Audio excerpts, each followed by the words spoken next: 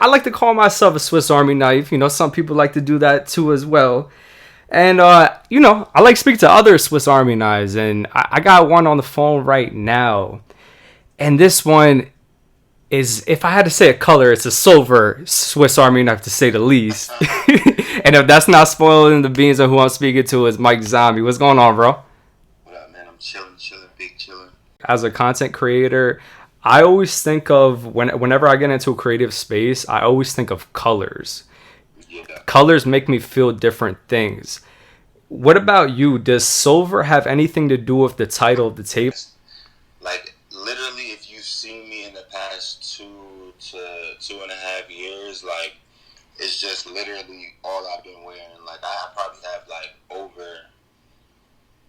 literally over, like, 15 silver jackets at this point. Like, and it's just, like, my thing. Like, and I really like the fact that I feel like I'm a wavy person, you feel what I'm saying? Yeah, And I as know you should. everybody, like, I remember I did an interview on BT and people were like commenting on the video, was like, yo, you can't call yourself the Silver Surfer. The real Silver Surfer is Max Biggerville. I'm like, I'm seasoned. I know who Max B is, you Yeah, know what yeah. I'm saying? But I got my own way of being my own Silver Surfer, you feel what I'm saying? And I look at it like, fuck it, I'm gonna just hold it down till they Yeah, get out, you feel what yeah. I'm saying? You're doing you're paying your respects. You've done your research, and it seems like you've done a lot of research on somebody by the name of Carl Lewis. Now, prior to me listening to the song Carl Lewis, I'm not gonna lie to you, I did not know who Carl Lewis was. I googled it, track and meet player. Can you break that down? Explain Carl Lewis. Man, so Carl Lewis is, you already know, well, if you don't know, he is one of the most famous track stars this world has ever seen. Like, before there was a Usain Bolt, and what relates him to me and what ties him to me is that he's from my hometown, born and raised, you know what I mean? And a lot of people don't know that, and I feel like I'm the Carl Lewis of where I'm from right now, you know what I'm saying? Like, running it, Yeah. pretty much. Like, running where I'm from. So, and another thing, funny story about him, I've only seen him in person one time, and the time that I did see him, I Yeah. wasn't even nobody. I was a senior in high school, and he actually funded our senior breakfast that we had, like, before we graduated. Yeah. So, but that's what that has to do. That's how he ties into me. Sounds dope. He's actually giving back and everything.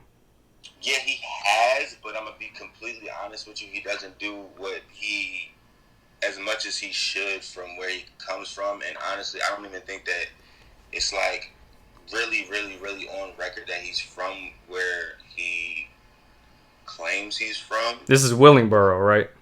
It is Willingboro, but I feel like he takes up somewhere else, honestly. But I just feel like a lot of people should know.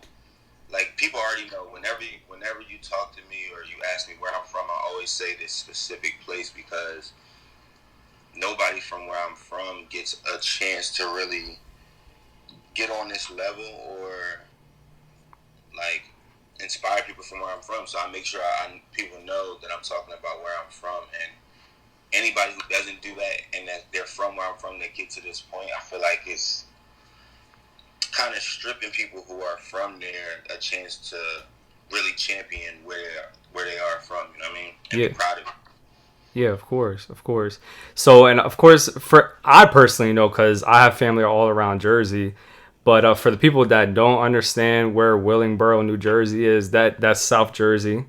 Can you Yeah. explain the difference for the people that might not know the difference between South Jersey, North Jersey? What's the biggest difference between like Central, South? Like what's the biggest thing that differentiates them? So if we're being technically correct, there is a central, north, and south. But if I'm being just me, you know what I mean, and just Yeah, talking to somebody regular, I'm not even gonna bring up a central or central Jersey because it just makes it more difficult than it already is. Because the difference between North and South is pretty much like people from North Jersey will come down to South Jersey and they'll be like, yo, this is the country, this is the da da da. Da. North Jersey is really like they have very rural industrial cities, you know what I mean? yeah, So as far as them like having like, it's really not that different. The only difference is that they have cities, and like you got to think about it. If we're talking about the worst places, you know what I mean? The worst place in New Jersey has never been in North Jersey. It's always been in South Jersey, and that's Camden. Camden. So Okay.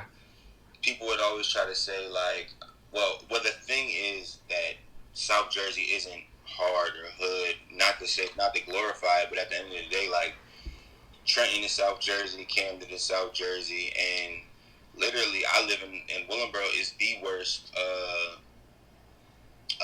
township in Burlington County. So, you know what I mean? Like, and all of these places I'm very familiar with everybody. And I don't know, I would just say that the difference is just the population and the way it's spread out on a landscape standpoint. That's it. And I'm sure that made you move in a certain way growing up and everything. Because I remember hearing there was a specific line on Me and No One Else that you were saying people try to play you close, but you'd rather be closed off.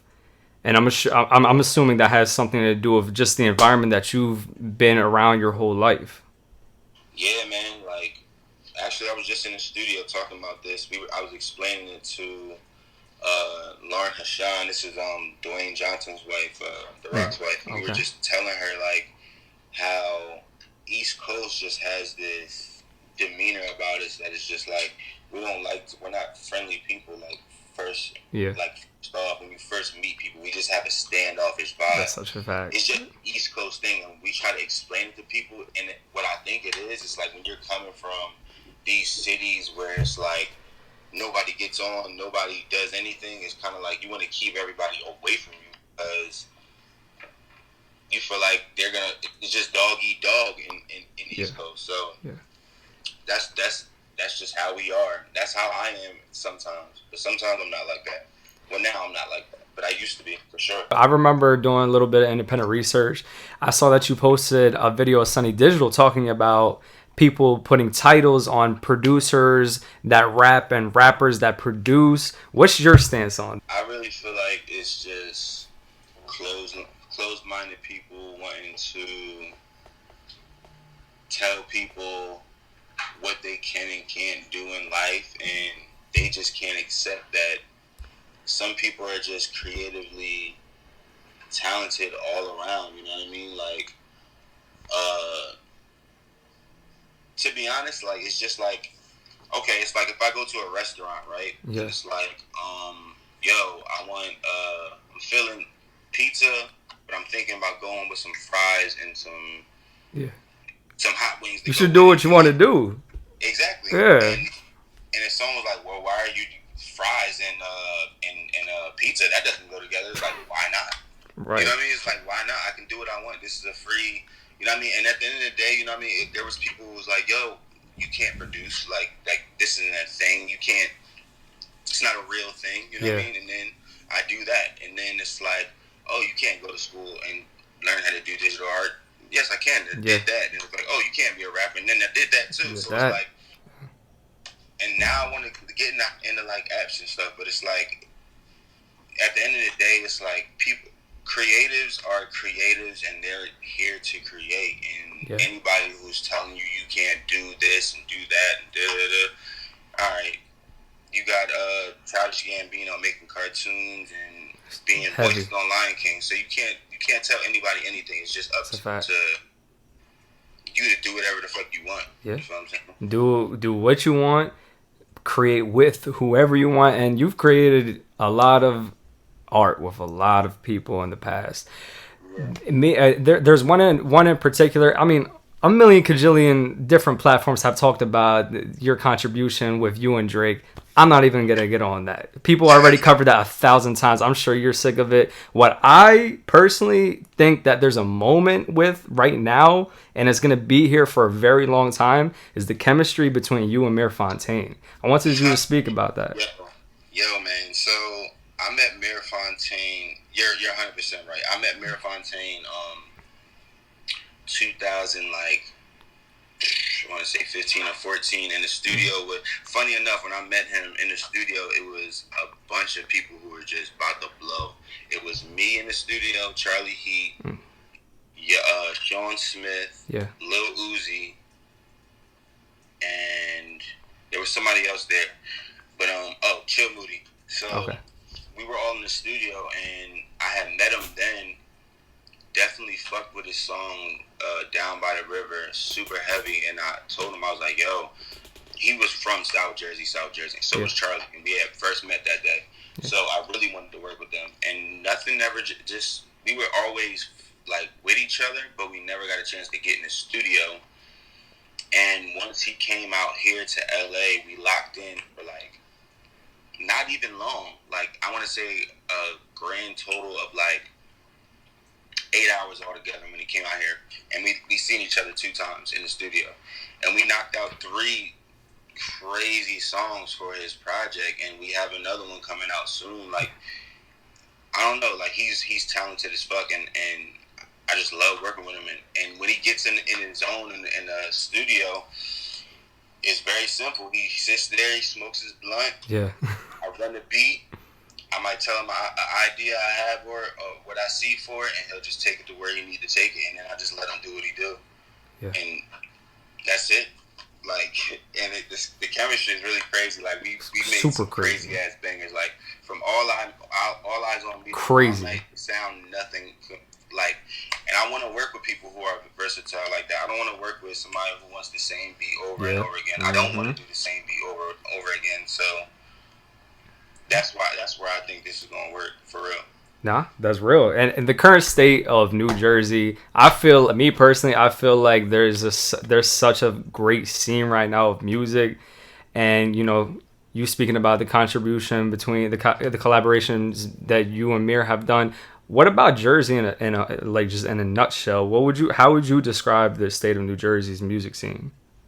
The state of New Jersey's music scene is all gritty based, all real shit based. Like if you think of, I could just name like the top people not the top people, but anybody who, if you're talking about Jersey, okay, Fetty Wap, came from Paterson, New Jersey, One Eye, came from the streets, around a bunch of hustling ass niggas, Al, same thing, light skinned pretty boy, just got out from doing a bid, you know what I'm saying?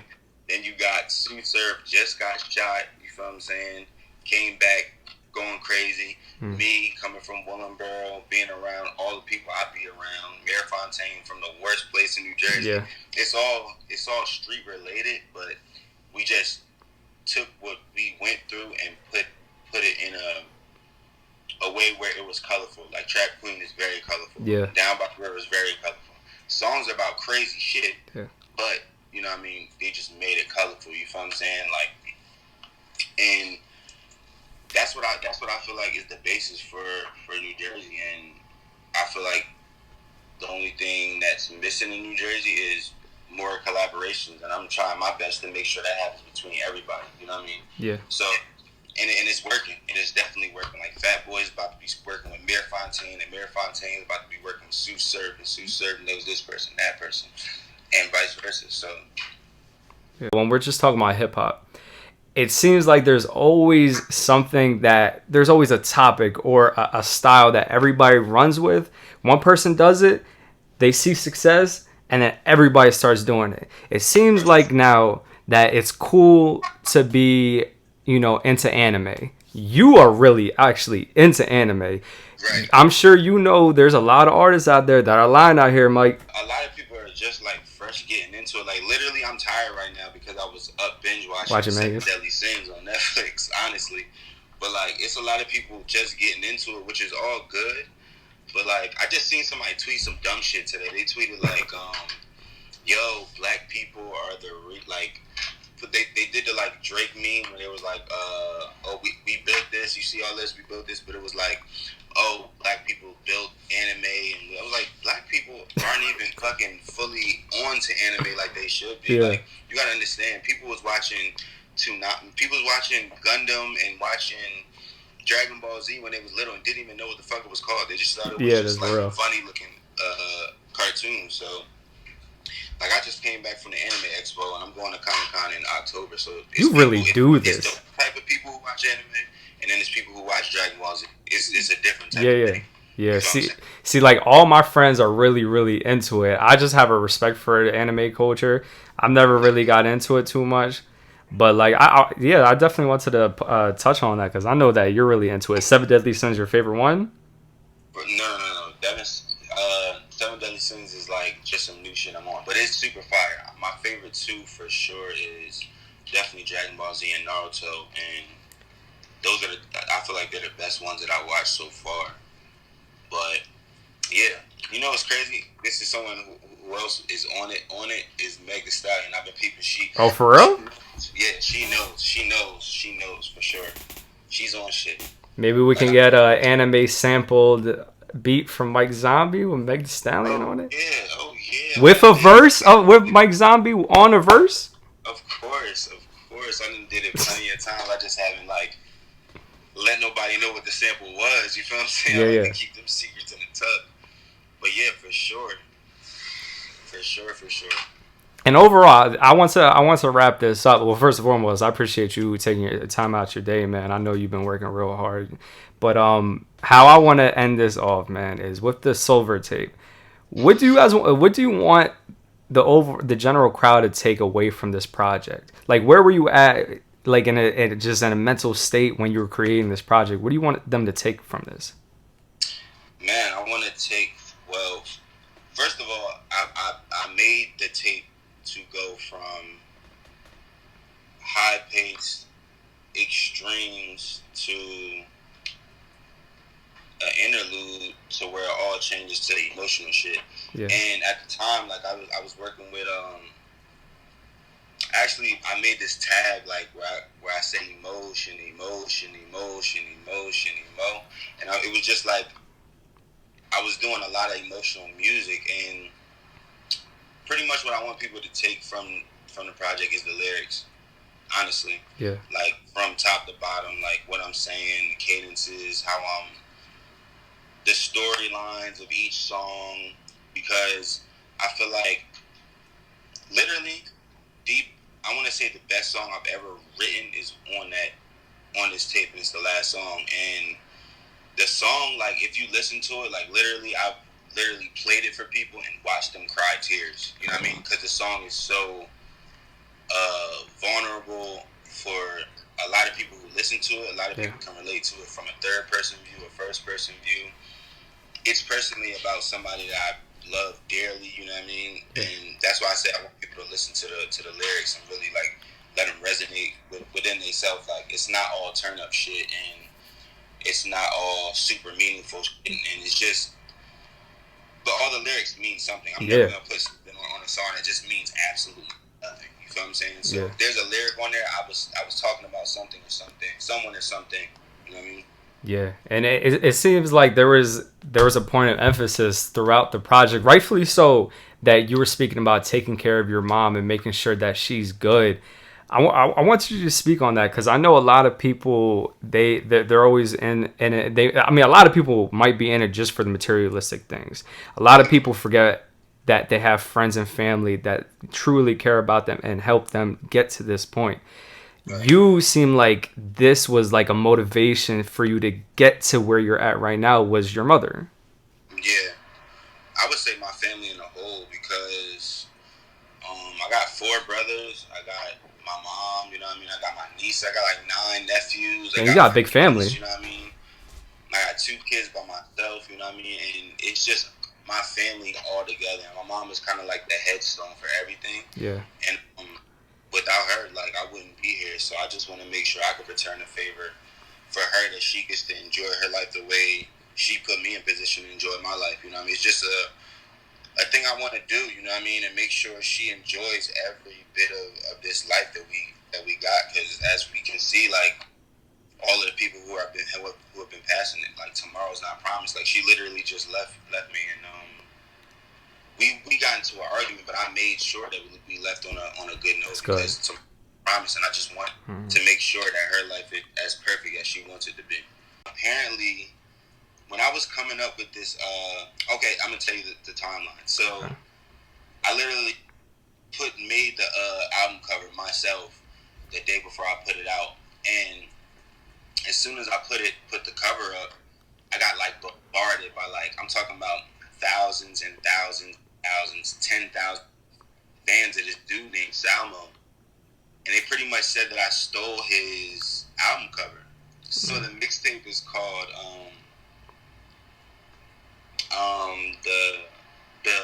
the machete tape, and mine's called the silver tape. Yeah. So this guy's all the way in Italy, right? Yeah.